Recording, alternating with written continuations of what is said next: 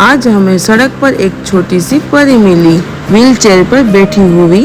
हम उसके पास गए और उनसे पूछा, बेटा आपका नाम क्या है? तब उसकी मम्मी ने बताया, इनका नाम काजल है, ये 9 साल की है। हमें देखकर काजल बहुत मुस्कुरा रही थी। वो बोल नहीं पाती है, ठीक से चल नहीं पाती है, लेकिन उनकी मुस्कान सीधा दिल तक पहुंच रही थी।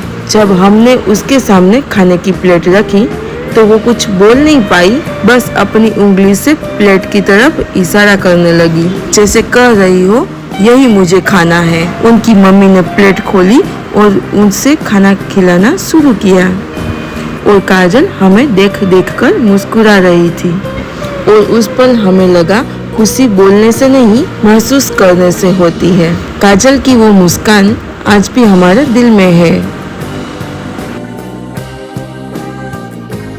हम यहाँ आए तो दूर एक कोने में एक माजी अकेले बैठे थे, हाथ में एक पुरानी लकड़ी की छड़ी और चेहरे ऐसा लग रहा था जैसे बहुत देर से किसी का इंतजार कर रहे हो।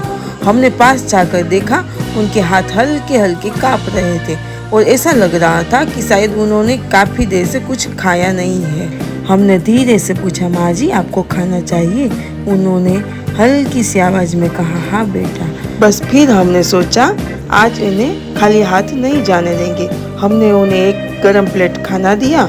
जैसे ही उन्होंने खाना हाथ में लिया, उनके चेहरे पर जो मुस्कान आई वो सच में दिल छू लेने वाली थी। कभी कभी एक छोटी सी प्लेट खाना किसी के लिए बहुत बड़ी खुशी बन जाती है। हम रास्ते से जा रहे थे, तब भी हमने दूर से देखा एक बहन को जो अपनी पुरानी लारी जैसी साइकिल पे जा रहे थे और पीछे उनके 2 बच्चे बैठे थे छोटे छोटे। हम कुछ देर उन्हें दूर से देखते ही रहे। वो धीरे धीरे जा रही थी, हाथों में मेहनत की थकान साफ साफ दिखाई दी रही थी। बाद में हम उनके पास गए और धीरे से पूछा, आपको खाना चाहिए?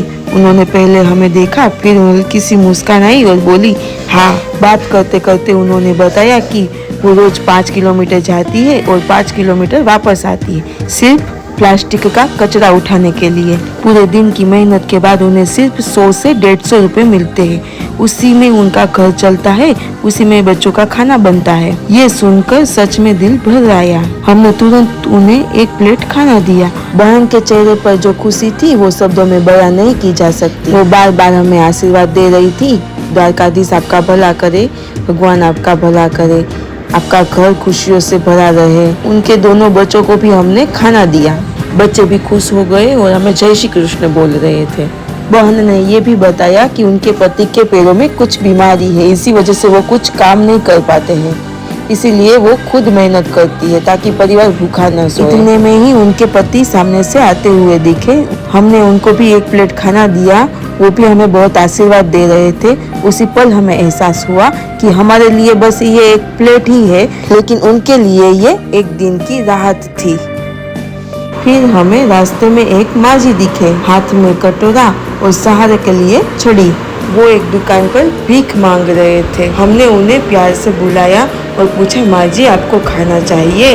उन्होंने कहा, हाँ बेटा, बहुत भूखी हो, 2-3 दिन से ढंग से खाना नहीं खाया है, बस बिस्किट खाकर पेट भरने की कोशिश कर रही हूँ, लेकिन बिस्किट से कहाँ पेट भरता है। हमने तुरंत एक प्लेट उन्हें गरम खाना दिया। खाना देखकर उनके चेहरे पर सुकून आ गया। उन्होंने अपनी छोटी सी झोली खोली और खाना उसमें संभाल कर रख दिया और बोले, बेटा मैं पेड़ के नीचे बैठकर खाना खाऊंगी। उसकी वो दुआएं आज भी कानों में गूंज रही है। आज हमारे पास एक छोटा सा बच्चा आया, सिर्फ 7 साल का, और अपने हाथों में स्टिकर लिए हुए थे। वो हमें स्टिकर दिखा रहा था बेचने के लिए। इतनी छोटी उम्र और चेहरे पर जिम्मेदारियां। हमने एक स्टिकर पसंद किया और उससे प्यार से पूछा, बेटा आपको खाना चाहिए? उसने धीरे से हाँ कहा। हमने उसे एक प्लेट खाना दिया। खाना देखकर उसकी आंखों में जो खुशी थी वो शब्दों में नहीं बता सकते। खाना देने के बाद हमने उसे उसके स्टिकर के पूरे पैसे दे दिए।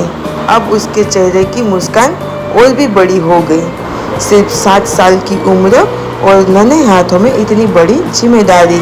उस दिन समझ आया, कुछ बच्चे बचपन नहीं जीते, वो उसे कमाते हैं। दोस्तों, अगर इन कहानियों ने आपके दिल को थोड़ा सा भी छू लिया हो तो वीडियो को लाइक जरूर करें और ऐसी ही दिल छू लेने वाली कहानी वापस देखने के लिए सब्सक्राइब जरूर करें।